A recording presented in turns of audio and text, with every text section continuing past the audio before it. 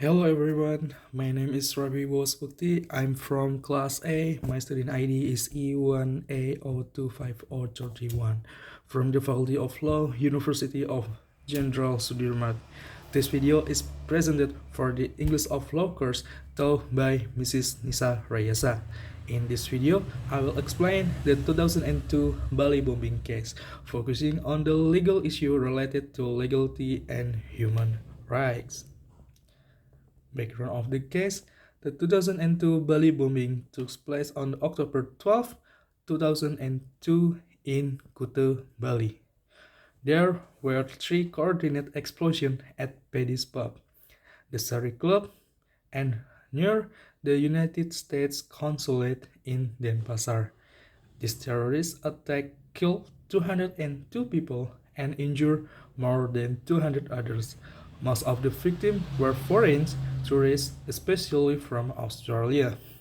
The attack was carried out by members of Jemaah Islamiyah, an extremist terrorist group. At the time, Indonesia did not yet have a specific law that regulates terrorism. Because of this, the government faced serious challenge in prosecuting the perpetrator. The legal issue. The main legal issue in this case concerns the retroactive application of criminal law. After the bombing, the Indonesian government issued government regulation in lieu of law, or Perpu number 1 and number 2 of 2002. These regulations were later enacted as Law number 15 and 16 of 2003. The problem is that these laws were applied to acts that happened before the law were created.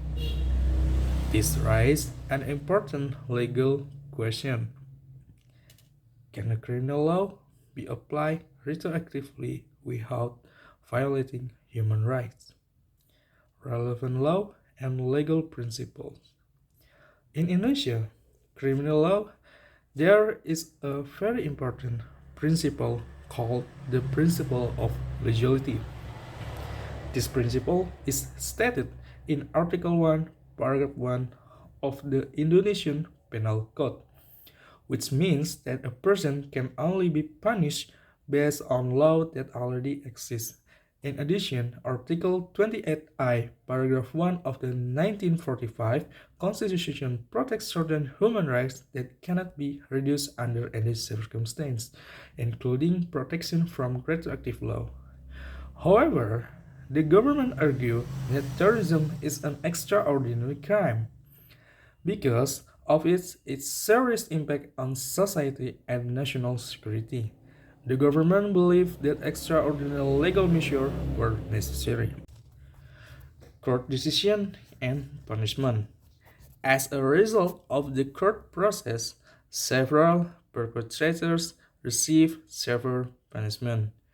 Amrozi, Imam Samudra, and Muklas were sentenced to death and executed in 2008. Another perpetrator, Ali Imran, was sentenced to life imprisonment. The court accepted the use of anti-terrorism law even though they were enacted after the bombing.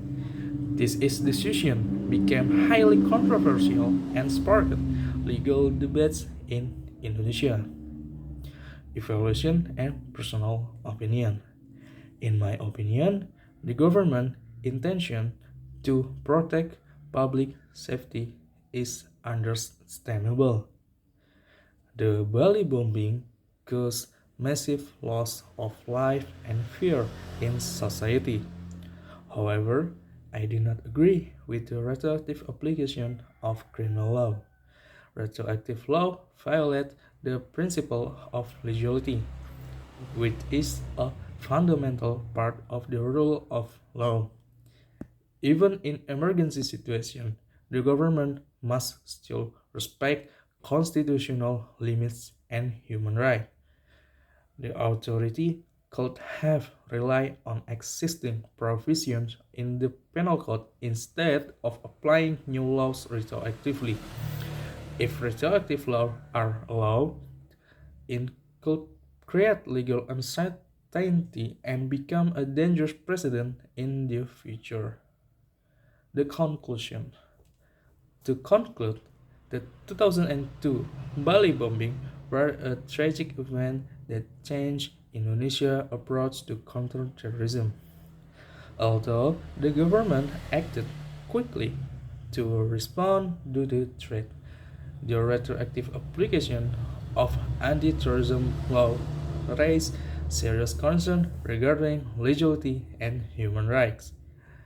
Therefore, law enforcement must always balance security, justice, and human rights to uphold the rule of law.